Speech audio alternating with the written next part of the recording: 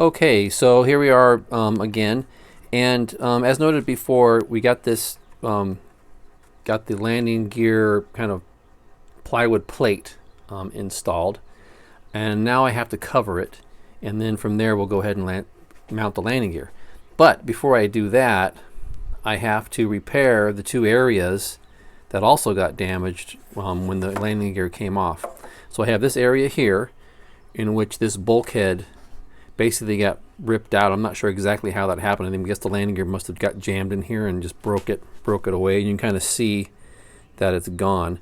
This big piece of this is just foam. That's just the sort of an extruded foam that I'm using to sort of mount the battery to. So it's not really that important. It's just in there to help hold the battery.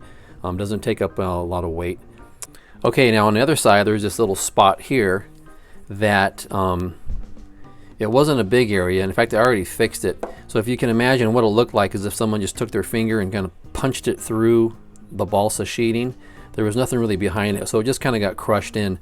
So all I did is I just pushed it back, and then I soaked it with CA, and then for the low spots I just kind of brushed in some baking soda or baking powder, I forget which one it was, and used that to sort of like bond and kind of fill in with using with CA. Okay, so looking here, it's hard to tell, but there's basically the bulkhead is missing, and what I did is I just did some measurements, and I got a piece of wood, as you see here. It's just a thick piece of balsa wood. I could have used plywood, but I'm just going to use this balsa. It's kind of dinged up because in order for me to get it to fit and kind of work with it, I had to keep putting it in and out of this little slot, so I got kind of scratched up. But in any case, basically it's going to fit right inside here, and going to take the place of the previous little bulkhead. Alright, so let me get this in here and I'll show you how it fits. Kind of slide it in like this. Got a couple wires down in here that have to get kind of moved out of the way. So there it goes. So it pops in like this. Push it back against the old bulkhead area. And that's how it's going to sit in here. I think we're good.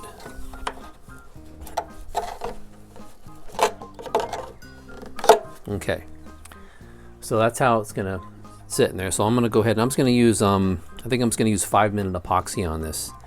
Okay, well I changed my mind. I'm gonna use 30-minute epoxy just because it's gonna give me time to monkey around with this thing. All right, so let's go ahead and put some in and around these areas. Okay, well there we go. Boy, you know I fit that in a bunch of times to make sure it fit right. And I just had some trouble with that. You can see those servo wires down inside there got kind of hung up on this side when I was trying to get it in there, and I just had to work with it. So anyhow, I think this is good to go like this. I will sand this down. I don't think I'm going to add, well, I'll probably add a little bit of stuff in here to fill that in, but I think I'm done. Once I get this sanded off and cleaned up, you know, it's going to be covered with Monokote. So all this stuff is just going to go away.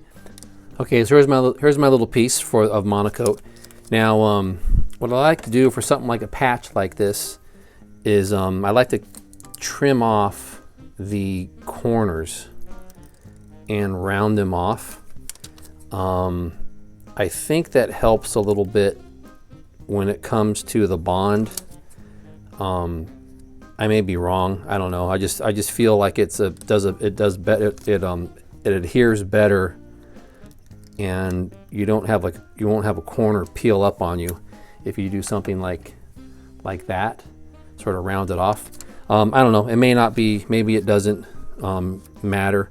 But I like kind of just taking it and curving it and doing like cutting off the sharp edges. So I'm gonna get my iron here. And I like to kind of pin one side down as I do this and then work it out. And once I get it on there, I'm going to go ahead and let it shrink. All right, there's our little area fixed. One thing I do also is I grab these, I use these terracotta kind of like for pots. these plates that go underneath them. These are good ways. These are good places to put your. This is a good thing to use to put your hot iron on. Sometimes I even have like a whole. Probably can't see it, but I have actually an entire pot. And sometimes when I'm working with iron like this, I'll take the iron and I'll stick it inside the pot like this. You can use these different ways. You know, put it on top of your pot like this. And this way, you know, these things get really hot, and it's sort of a kind of a safe way to keep your iron when you're working with it. Keep it away from flammable things. So grab a couple terracotta pots and you'll be okay. All right, so I think this is good right here. So I'm gonna go ahead and flip it, and we'll do the main part now. Okay, let's put this piece on here. Have a little bit of overlap. And this side over here is going to be a little bit longer. I'm going to have to probably trim that, but I'm going to go ahead and start with this side. Now, like I said, I'm going to hit the corners.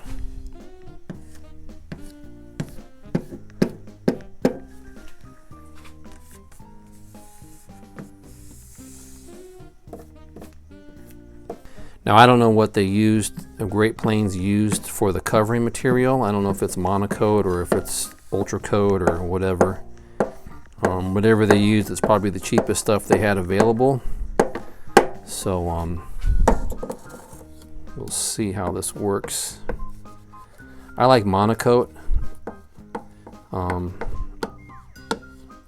People have their preferences. One problem you have when you're working with a plane that you've already flown, if you're flying nitro engine or gas engines, especially nitro using glow fuel, is that there's oils on your plane. There's just no way to avoid it. So if you're going to be doing any kind of Monokote repairs, you really have to clean the area up really well with alcohol or acetone or something like that. Unfortunately, if you have to do like an area where wood was exposed to oil, it's not going to be like the best thing, and you'll probably have to check it once in a while. But you know, obviously if you're flying electric, it doesn't matter because you're not going to have a bunch of grime on your plane. Ooh, all right, looking good. Let's look at the front end here real quick. Oops.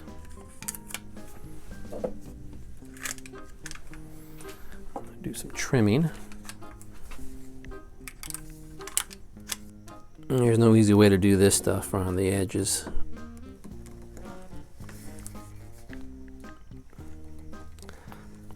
I have a smaller iron that's more for detailing. I'll probably come back and try to get this cleaned up a little better. But all right, so we're now ready to mount our landing gear.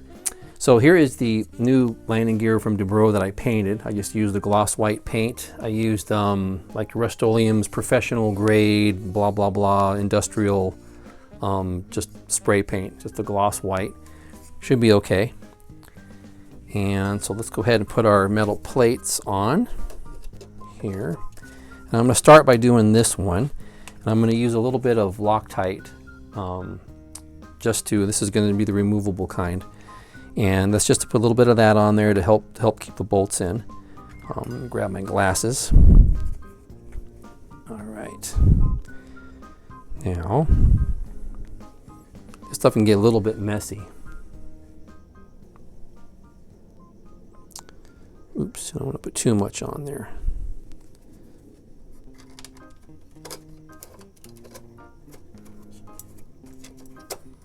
I'll just kind of get these in here. And what I'm going to do is I'm not going to tighten everything down. I'm not going to tighten it each bolt as I go. I'm going to put all the bolts in, and I'm going to kind of get them snugged in there, kind of lined up, just to make sure the landing gear is straight. Make sure everything's kind of straight before we tighten everything down. And I'm just using one little lock, like a lock washer, kind of a split lock washer on these.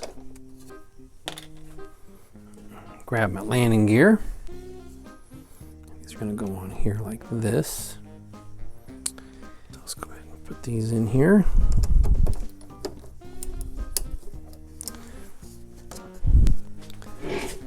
Good there. Okay, let me get my smaller guys for the back.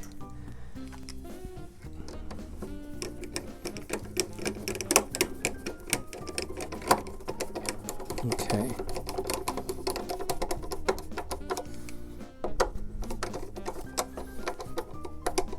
Okay. Now things look like they're okay. That's not going anywhere. Okay, so here you see the final product of the repair. This won't be seen because it's going to be behind the cowl, but here's our 4 bolts in the front, here's our full main landing gear bolts, and here are these 2 sort of ancillary bolts back here. This thing is really, I think it's going to work out really nice. Have the new Dubro landing gear on here, which was painted, and I think it came out pretty good. We have the areas repaired. We have this area back here that we repaired, and then this one on the side back in here that had to be repaired. And of course the Monokote isn't going to be really great when it makes this bend here, but I'm going to go ahead and probably smear just a little bit of epoxy over that just to sort of seal it off a little bit. But anyhow, I think this repair came out pretty good, and let's go ahead and the next step will be to put the landing, put the wheels on, and kind of get the thing, start prepping the airplane for the first sort of like, you know, maiden flight with the new landing gear. Okay, well, as you can see here, I am finished with this landing gear repair. I have the new landing gear mounted on the airplane. I have the wheels installed, and of course the cowl, and I have a new prop. So I think this is going to work out really well. It took some time to kind of figure it out and do a bunch of measuring and adjustments, but I think this is going to work out just fine. Hopefully, if you watch this video, maybe you found some of this interesting. Maybe you found some of it helpful if you have a similar situation. But anyhow, I think this is going to be a good fix. And what I'm planning on doing is taking it out for a flight here in the next week or so. And I hope to get some video of those flights and see how it works. So that's it for now. Thanks for watching, and we'll see you next time.